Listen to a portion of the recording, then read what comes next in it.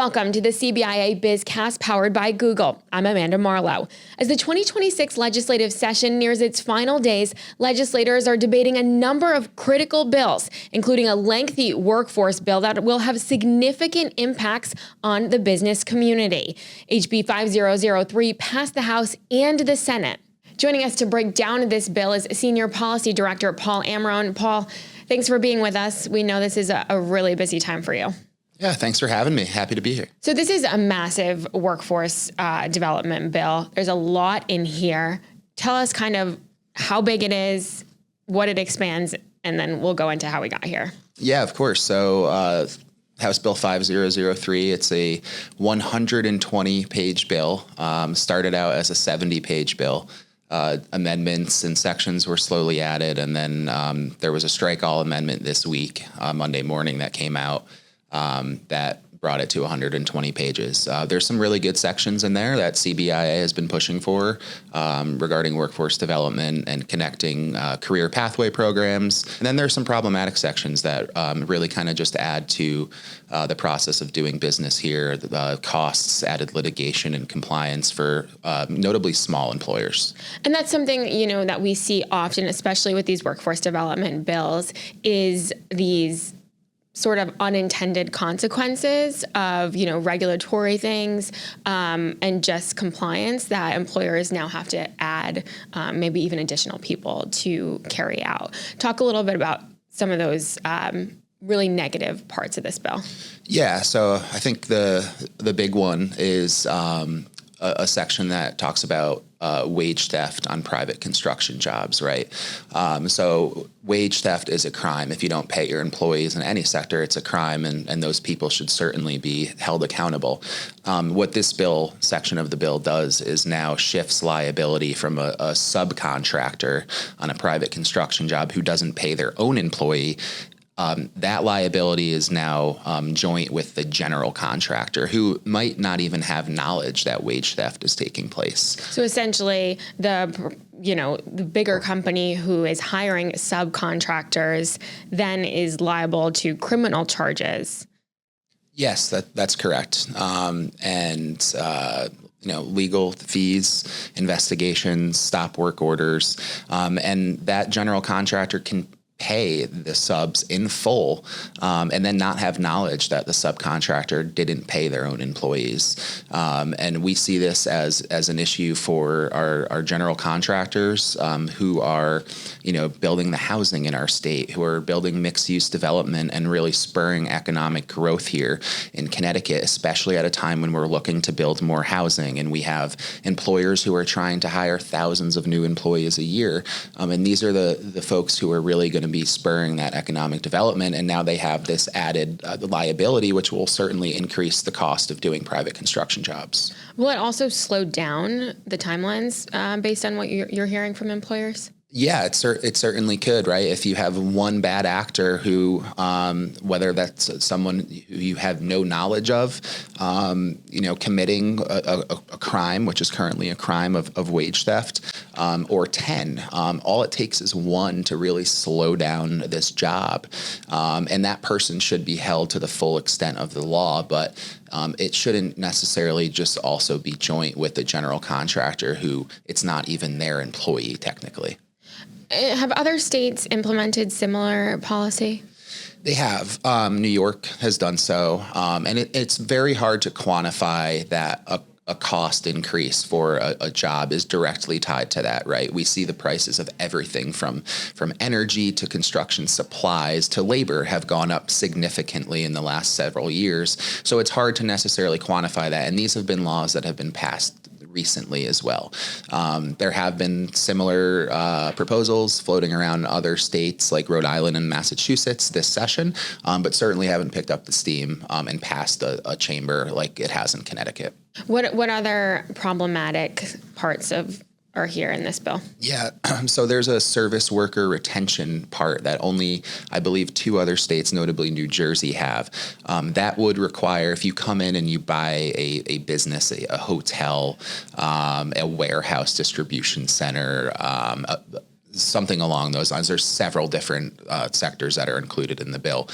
You need to retain all of the existing employees at that company or location for 90 days, and then you need to do an employee performance evaluation and determine if that employee has been satisfactory. Now, if a company comes in and buys someone, it's just a contractual obligation of that company to move their own employees into that role, right? They want to change things up. They want to make things better, and they bring in their own employees. So now you're leaving out the employees of the existing company that comes in and makes the acquisition. And there's nothing really that allows the acquiring employer coming in to get any sort of behavior or background records on the employees that they're now taking onto their payroll. So this certainly has the ability for employers and companies to say, maybe take a second look at, I don't know if I want this added liability. There's fines attached to it. There's a private right of action attached to it.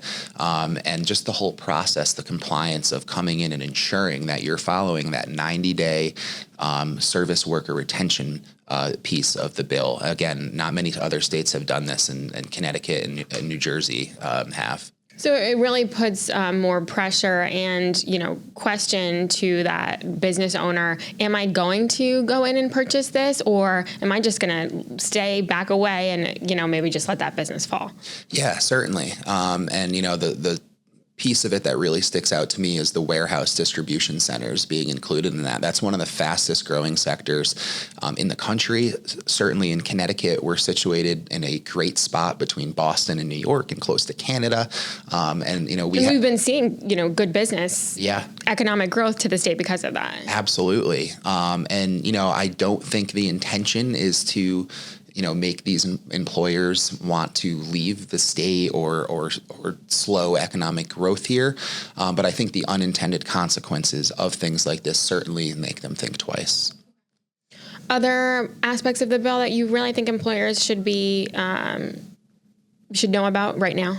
Yeah, I think, certainly need to highlight some of the good sections, right?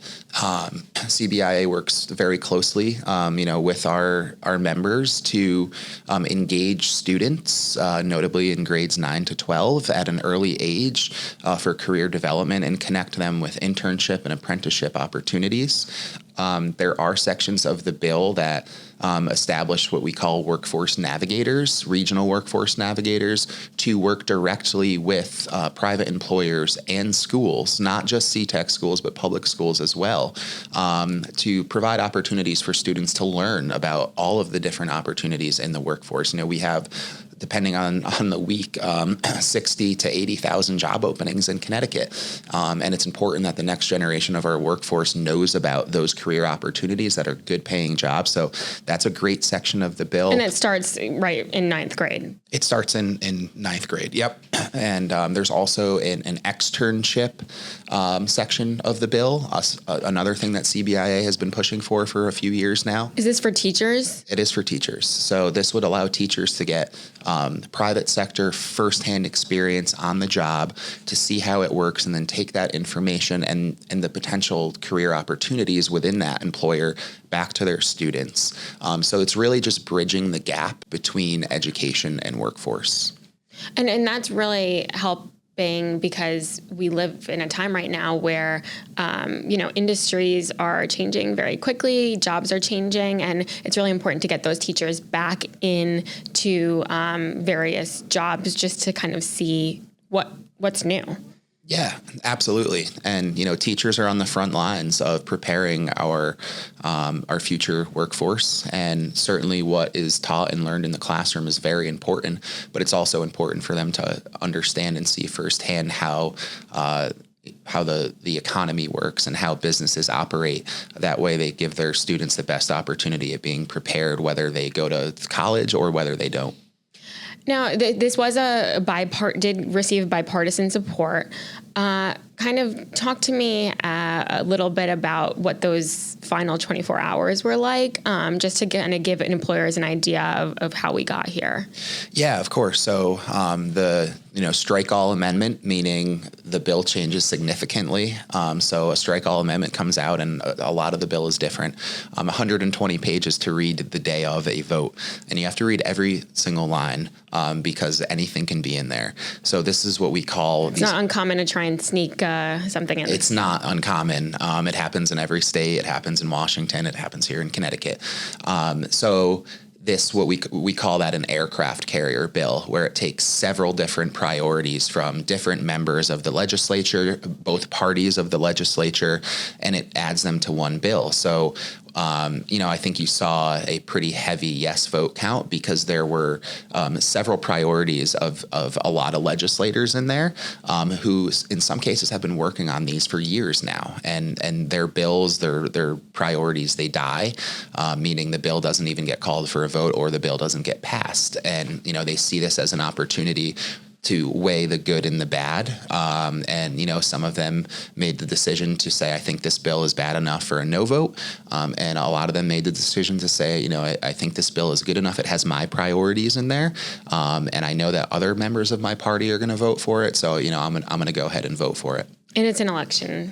And it is an election year. It is 2026. The election season's heating up, and as soon as session is over, all the members of the legislature and the governor and all the constitutional offices will be out on the campaign trail. I know we have really just several more days left. By the time some people are listening, there's going to be several other things that have happened. But what are some of the other labor bills that you're looking at right now? Yeah, so great question, because a lot of them were added to 5003, but we are still monitoring some of the bills that came out of labor, a pretty blanket ban approach to non-disclosure agreements, which is a very important tool for employers to protect proprietary information. And something that comes up every year. Comes up every year, non-competes, which a lot of folks get confused between NDAs and non-competes. We've made some progress with the chairpersons of the Labor Committee on non-competes, but there hasn't been anything filed on new amendments yet. And maybe just some other like a self-checkout, kind of a requirement of having a certain number of manual checkout stations and a certain number, restricting the number of self-checkout stations. So a lot of really just like compliance stuff and burdensome stuff. But there were 6 standalone labor bills that were added to the additional labor sections of this 5003. So a lot of them got through the House. I anticipate that the Senate will take it up relatively soon, as we are very close to the end of session. All right. Well, thank you, Paul. We'll let you get back to the Capitol and keep doing your job. And, we'll continue to update everybody as session moves on. As we enter the final days of session, we want to share some of the other headlines you may have missed. The Senate approved new far-reaching AI legislation. SB 5 imposes new mandates on employers that use AI tools in hiring and employment decisions. Business groups say the bill creates uncertainty and adds new obligations in an already tight labor market. Momentum is building for a bipartisan bill to strengthen commuter access and workforce participation across the state.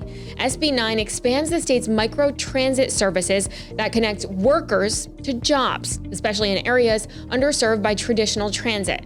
Speaking at a news conference in support of the bill, CBIA's Danielle Cloud said for many residents, transportation is a deciding factor in whether they can accept or keep a job. Connecticut lost 4,200 jobs in February, erasing January's gains and highlighting troubling trends in the state's labor market. Despite 76,000 open jobs, the state's labor force continues to decline amid growing affordability and workforce challenges.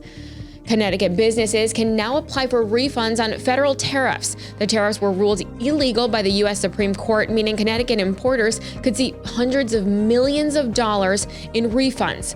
While refunds won't undo supply chain disruptions or job losses, they could provide much-needed relief to manufacturers facing rising costs. And before we close out our episode, we want to share some inspiring words from the next generation of Connecticut's workforce. During the 2026 Workforce Summit, ReadyCT's Sharon Marimone welcomed the up-and-coming leaders who have taken advantage of Connecticut's career pathway programs. Here's a portion of their stories. Hi, I'm Layla Silvera, and for about a year, I was part of a career launch program called Student 5.0. Now, throughout the beginning of my senior year, I still wasn't quite sure that I was fully an adult. All the people around me, all of my friends, everything that they would talk about was their plans for after high school.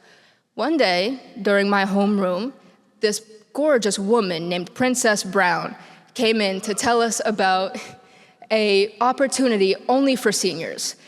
I figured that it wouldn't hurt to go to at least one meeting, seeing as I couldn't be further from a solid plan. That was where I met Colin. He was our advisor. He taught us everything from how dress codes worked and what to wear when, to how to make personal statements and have a lasting impression on the minds of those above us. He helped me build my resume, and he helped me break down my thoughts so that I could think more clearly and find the path that was right for me. Through this program, I was able to obtain my internship. Now, after my internship was finished, I was kept part-time, and I still work there now, all while going to school for biology. This program has helped me tremendously, from teaching me all the things about the workplace that school never taught me, to helping me put my thoughts into place and find the career path that was right for me. My name is Brian Ortiz. My story all started in high school, my freshman year, with this program called ReadyCT. People that worked with me at ReadyCT, they kind of know me as like the internship king because I've done literally so many internships and programs within the 4 years of high school. The second internship that I liked was working at the Village at MD Fox, and I absolutely loved that internship because I got to work with kids both after school and during the summer. But the day I will always remember was when a teacher pulled me to the side one day when I came in and told me that their student has been learning, and she's seen a lot of growth within those students that I've been helping tutor. The last internship, or the last one, is not necessarily an internship or a program that I've done, but it was still an opportunity given to me by ReadyCT, which was having the chance to be dual enrolled my senior year of high school with Goodwin University to be able to earn 21 college credits. They wanted us to do an apprenticeship program in the second semester, so I decided to do an apprenticeship with this company called Harcon Chrome. But when the apprenticeship was over, they offered me a job, but I couldn't necessarily accept it because I kind of already had an internship with Pratt & Whitney lined up that summer. The basic sum of my story is that to never close any doors, always take all the opportunities that are given to you. Because if you would have asked me in high school, my freshman year, if I would have thought that I would now be into an aerospace job and handling all the quality aspects of it, I would have said absolutely not, because I was so immature back when I was in high school, especially my freshman year. So I'm very glad that ReadyCT was able to help me find the internships, and it was because of their help and because of all the internship that I did that I was able to get a full ride to CCSU. My name is Chase Beatty. I'm currently 19 years old, and I work at General Dynamics of Electric Boat as a structural welder. To first start off my story, I gotta say a big thank you to Grasso Tech and the company of General Dynamics for giving me the opportunities that I've had. But it all starts off with, back in 8th grade, I had to figure out if I wanted to go to a traditional academic school, if I wanted to go to a trade school where I would learn with my hands. So I had applied and got accepted at Grasso Tech, where I attended my next 4 years. When I graduated in 2025, I was offered a position at General Dynamics because the year prior, I was given an opportunity to compete against other kids in a competitive internship where I would spend 8 weeks at the company in their weld school, figuring out basically what do I need to be able to thrive inside the competitive shipbuilding. And now, to this day, I am Working at Electric Boat, I'm on the new Columbia-class submarine, where I make sure that I'm helping aid in quality of weld to help the next generation of subs. Good afternoon, everybody. My name is Sophia Chen, and I'm currently a junior at P-Tech High School. When my mom told me about P-Tech, after learning about it from a family friend, I had agreed and signed on to the lottery. She told me that it was a magnet school that partnered with colleges and companies in order to better prepare students for STEM careers. During my freshman year summer, I had to go to CT State Community College in order to take public speaking and web development in order to work towards my AAS for software engineering. We had actual college professors and really rigorous coursework all smushed into 6 weeks. And don't even get me started on college classes during the high school year. I had to learn how to manage my time effectively while balancing my high school, college, and extracurriculars. But however, I do have to admit, all of this has taught me so much about preparing for college and has taught me so much about workplace skills as well. P-Tech Service Network Club has also helped me a lot in these skills as well. I remember back in freshman year, it was run by 2 of the former IBM co-ops, student co-ops, that ran the club in order to better prepare their peers for the summer IBM internship and giving them more volunteering opportunities. Although I was a freshman and I didn't know whether or not I wanted to do the IBM internship, I still gave it my all, and that led me to my sophomore year, in which I was once again on my way back home from school when I heard my phone ring. But this time when I picked up, I couldn't stop smiling. I was given a job opportunity as the junior IBM co-op, in which I was to be a liaison between P-Tech and IBM. Looking back, I would have never imagined that in such a short period of time, I would have been able to go from being a freshman that was just getting my bearings to being able to be here and speaking about my experiences. Thank you so much for listening. Hi, everybody. My name is Sarah Wall, and I'm going to talk about what I learned at the hospital internship that was provided through Ready CT. It all started in my junior year when I was assigned to the nursing unit at the Hospital of Central Connecticut. Patients, they smiled at me, they laughed with me, and they asked if I played basketball. But the superficiality of their remarks, they made me laugh. They made me realize something. I realized step 1, kindness matters. Human interaction matters. For 17 years, I've been told to smile and to greet others, but it wasn't until the internship I realized I understood the vitality of it. And Ready CUT reiterated the basics we often overlook. Kindness is politeness, and politeness is presence. Shortly after, I learned step 2. For step 2, I remember the day I was stalking the rooms, and I entered one particular patient's room.